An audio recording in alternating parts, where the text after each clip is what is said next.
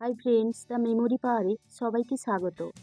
আজকের বিষয়, এই 5টি বিষয় রপ্ত করলে আপনি একজন বুদ্ধিমান। কথাই আছে, বুদ্ধি থাকলে ঘর জামাই হওয়া লাগে না। আবার এই বুদ্ধির জোরে আমাদের অতি পরিচিত দুই বন্ধুর গল্প, যেখানে দ্বিতীয় বন্ধু গাছে উঠতে না পারার পরও মৃত সেজে ভাল্লুকের থেকে প্রাণে বেঁচে যায়। আবার অন্যদিকে কালিদাস নিজে যেই ডালে বসেছিল সেই ডালটিই কাটতে লেগেছিল। রবীন্দ্রনাথের পড়ালেখার ছিরি তো আমরা জানি, আইনস্টাইন যে একটা সময় অঙ্কে কাঁচা ছিল তাও তো আমরা জানি। কাজী নজরুল তো স্কুলের গণ্ডিই পেরোয়নি।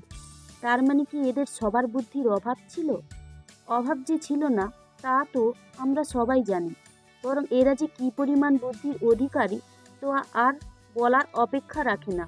তাহলে বুদ্ধি কী, কিসের ভিত্তিতে বুদ্ধিমান বলবো? আমাদের সবসময় ঠিক সিদ্ধান্ত নেওয়া অনেক জরুরি।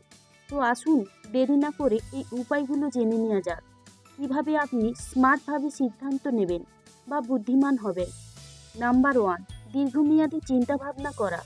দীর্ঘমেয়াদী চিন্তাভাবনা বলতে আপনি যেটা নিয়ে ভাবছেন তার রেজাল্ট কী হবে। যেমন একজন মাতাল সারা জীবন সংগ্রাম করতে থাকে তার স্বল্প সময়ের চিন্তাভাবনার কারণে।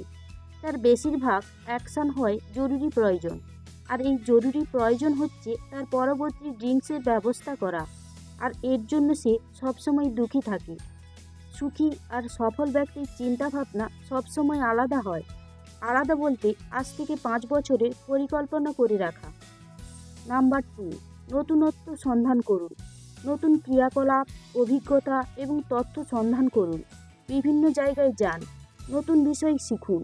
আপনি যখন নিজেকে নতুন জিনিসের কাছে প্রকাশ করেন তখন আপনি নতুন স্নায়ু সংযোগ তৈরি করেন, যা একে অপরের উপর ভিত্তি করে এবং শেখার জন্য একটি সর্বোত্তম পরিবেশ তৈরি করে। নিজেকে চ্যালেঞ্জ করুন। দক্ষতা জ্ঞানীয় বৃদ্ধিকে বাধা দেয়। আপনি একটি বিষয় বা কার্যকলাপে দক্ষ হতে শুরু করার সাথে সাথে পরেরটিতে যান। আপনি যা করছেন তার দ্বারা সর্বদা চ্যালেঞ্জ করুন। এটি আপনার মস্তিষ্ককে ক্রমাগত নতুন নিউরাল সংযোগ তৈরি করে, শেখার জন্য একটি সর্বোত্তম পরিবেশ তৈরি করে। নাম্বার 4, সৃজনশীলভাবে চিন্তা করুন। আপনার বাম এবং ডান গোলার্ধ উভয় নিযুক্ত করুন। বিষয় বিস্তৃত জুড়ে চিন্তা করুন। দূরবর্তী ধারণাগুলির মধ্যে সংযোগ তৈরি করুন। প্রচলিত এবং অপ্রচলিত চিন্তার মধ্যে বিকল্প অপ্রথাগত সমাধান জন্য দেখুন। নাম্বার 5, কঠিনভাবে জিনিস করুন। আপনার মস্তিষ্কের ব্যায়াম আপনার শরীরের মতোই প্রয়োজনীয়। খুব বেশি নির্ভর করলে প্রযুক্তি আপনার জ্ঞানীয় দক্ষতাকে দুর্বল করতে পারে। জিপিএসের পরিবর্তে আপনার মেমোরি ব্যবহার করুন। স্বয়ংক্রিয়ভাবে সংশোধনের পরিবর্তে আপনার বানান দক্ষতা ব্যবহার করুন। ক্যালকুলেটরের কাছে পৌঁছানোর পরিবর্তে আপনার মাথায় গণিত করুন। এই উপায়গুলো মেনে চলবেন, অবশ্যই আপনার বুদ্ধিমত্তা বাড়াতে পারবেন।